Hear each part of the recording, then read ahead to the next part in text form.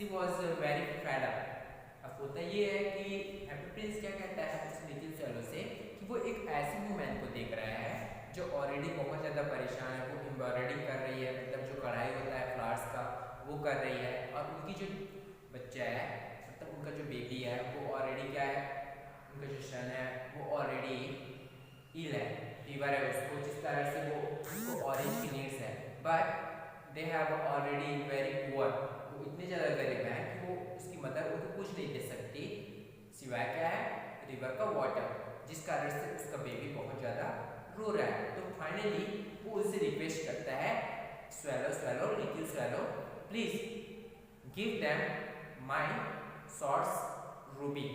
उस शॉर्ट्स के हिल्स में रूबी लगा हुआ था ऊपर वाले हिस्से में, उस रूबी को क्या करने को बोलते हैं, उनको देने के लिए बोलते हैं। Finally just swallow take that ruby and they have start to fly and they have reached his house। अब होता यह है कि उस बच्चे के घर पे क्या होता है, लिटिल swallow फ्लाई करते करते वहाँ पे पहुँच जाते हैं। एंड दे सॉ हिम, जैसे उसको देखता है कि वो एक बेड में लेटा हुआ है, तो वहीं पे टेबल पे उस रूबी को रखकर फ्लाई करते हुए वापस आ जाता है। Suddenly he have reached to the happy prince side. After that he told him, now I have done your work and I am going to Egypt। वो कहता है कि मैंने आपका काम कर दिया, मैं इजिप्ट जा रहा हूँ फॉर माई फ्रेंड्स है। जहाँ वो बताने लगता है कि ऑलरेडी उनके जितने भी फ्रेंड्स हैं वो वहाँ पे जा चुके हैं। तो बोलता है कि little swallow please can you stay one another night for me. वो दोबारा रिक्वेस्ट करने लगता है कि क्या आप मेरे लिए एक रात और ले सकते। वो बताने लगता है कि ऑलरेडी वो क्या कर रहा है, एक और पर्सन को देख रहा है जो एक राइटर है, वो एक बच्चों के लिए स्क्रिप्ट राइट कर रहा है, बट उसके पास पैसे की कमी है and that's why he have not finished his script cause of money. अब वो बताने लगता है एक नरेटर्स के बारे में, वो एक राइटर स्क्रिप्ट राइट कर रहा है बच्चों के लिए, जिसके पास इतना पैसा नहीं है कि वो अपनी स्क्रिप्ट को पूरा कर सके। तो मैं चाहता हूँ कि तुम क्या करो, you will take my eyes sapphires and give him. वो बोलने लगता है कि तुम मेरे आइस से एक सैफर को निकालो जो नीलम लगा हुआ था और उसको दे दो। तो अब लिटिल स्वैलो क्या कहता है कि वो मना कर देता है कि नहीं, आई कांट गिव दिस, मैं उसको नहीं दे सकती, and I can't do this, और ऐसा कर भी नहीं सकती। अगर वो ऐसा करेगी तो तुम देख नहीं पाओगे। मतलब वो बताने लगता है कौन, लिटिल स्वैलो, कि अगर मैंने क्या कर दिया, तुम्हारे आइस को निकाल दिया तो तुम देख नहीं पाओगे। फाइनली वो उससे सहमत नहीं होता, बट वो उसको प्रॉमिस कराता है। फाइनली वो अपनी क्वेश्चन बोलता है कि नहीं, मैं तो तुमको ऑर्डर्स देता हूँ एज अ प्रिंस कि तुम क्या करो, जाओ और मेरे आइस को निकाल लो। एज अ कंपल्सन, मजबूरी के थ्रू क्या करता है, वो उसके आई को निकाल लेता है। अब होता यह है कि वो फ्लाई करते करते इसके पास जाता है, उस नैरेटर के पास जो स्क्रिप्ट राइट कर रहा था, और वहाँ जाकर क्या कर देता है, वो उस डायमंड को, सॉरी उस सैफर को जो उसके आइस में था हैप्पी प्रिंस के, उसको निकाल के उनको देकर आ जाता है।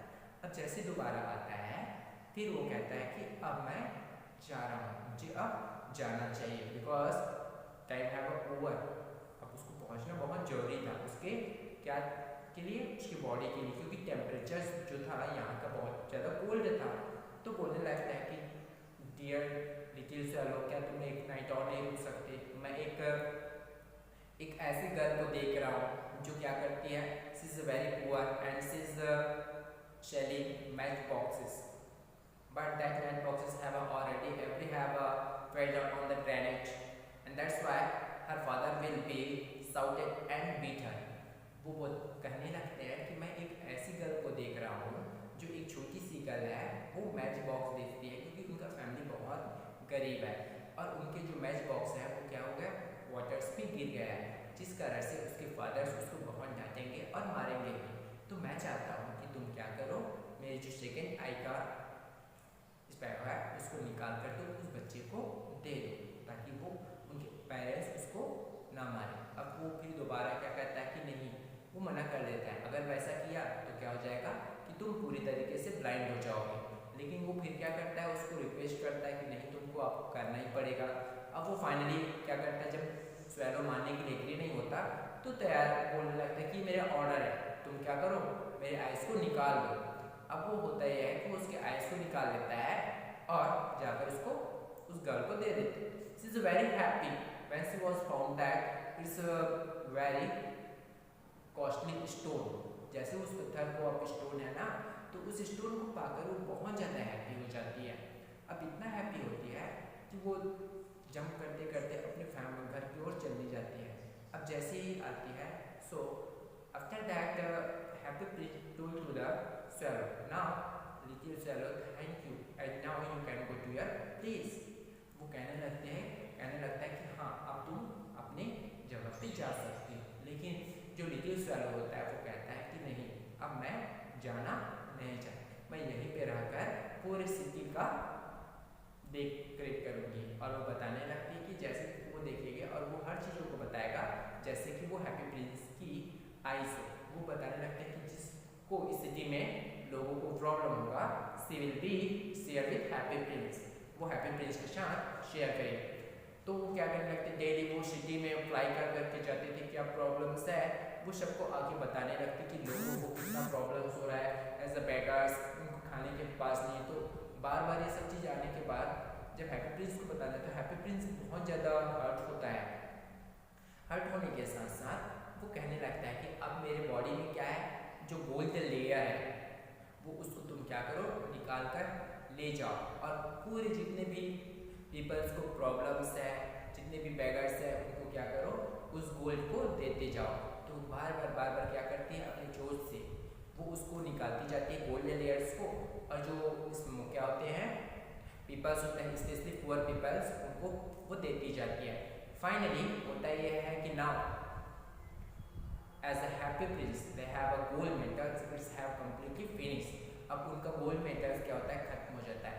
अब वो टाइम्स आता है जब हैप्पी प्रिंस से क्या कहता है, लिटिल स्वैलो कहता है, स्वैलो को हैप्पी प्रिंस कहता है कि अब तुमको चले जाना चाहिए छोड़कर। तो बोलते हैं कि हाँ अब मैं रियल में जा रही हूँ।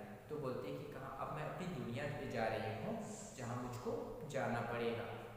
तो वो क्या करती है, फ्लाई करते करते उसके फॉरेस्ट के पास आती है लिटिल स्वैलो और उसके फॉरेस्ट पे वो एक किस करता है। किस करने के बाद वो वहीं पे ऑन द स्पॉट उसके फीट के पास, हैप्पी प्रिंस के फीट के पास नीचे गिर जाता है और उसका डेथ हो जाता है। जैसे उसकी डेथ हो जाता है तो हैप्पी प्रिंस का जो हार्ट होता है वो ब्रेक हो जाता है। हार्ट ब्रेक होने के कारण एक वॉइस आती है। हार्ट ब्रेक के बाद तभी वहाँ का जो मेयर होता है वो वहाँ पे आता है और देखता है it is not looking good. अब उस क्या करता है, उस स्टैचू को देखता है कि यार वो इतना अच्छा तो नहीं दिख रहा जैसे पहले दिखा करता था। अब तो इसमें कोई हैप्पी प्रिंस के नाम से इसको कोई बोल भी नहीं सकता। फाइनली वो क्या करता है, वो उसके स्टैचू को गिरवा देता है और चाहता है कि वो अपना खुद का स्टैचू वहाँ पे बनवाए। जैसे वो स्टैचू गिराता है उसको फायर कराता है, लेकिन उनका जो क्या होता है हार्ट होता है वो बर्न नहीं हो पाता, जल नहीं पाता। तो उस हार्ट को फेंक दिया जाता है जहाँ पे ऑलरेडी क्या हुआ था, स्पैरो सॉरी जो लिटिल स्वैलो था उसके डेड बॉडी था वहीं पे उसको क्या किया जाता है, फेंक दिया जाता है। अब गॉड्स जो होते हैं, गॉड्स होते हैं, वो नीड्स था कि इस अर्थ में जो सबसे ज़्यादा हेल्पफुल हो, सबसे ज़्यादा जो काइंडफुल हो, उस तरीके से टू आप क्या लो एक बींग्स लाओ। तो वो बोलने लगता है कि भगवान के गॉड्स कहते हैं कि पूरे इस अर्थ में दो ही हैं जो उनकी डेथ हो चुकी है। वो बताने लगते हैं, वो ऑलरेडी हेवन में तो पहुंच जा रहे थे। तो वो कौन है बताते हैं, तो जो बताता है कि हैप्पी प्रिंस और स्वैलो। तो वो दोनों को बुलाया जाता है कहाँ पे, गॉड्स के पास, और गॉड्स उनको एक वर्क देता है। वो अब कहाँ पहुँच जाते हैं, हेवन में जहाँ पे गॉड्स रहते हैं, और उनको क्या दिया जाता है, सिंगिंग करने का वर्क दिया जाता है। और इस तरीके से दोनों का जो क्या था, केमिस्ट्री थी, दोनों का जो कंपेरिजनशिप था वो हमेशा के लिए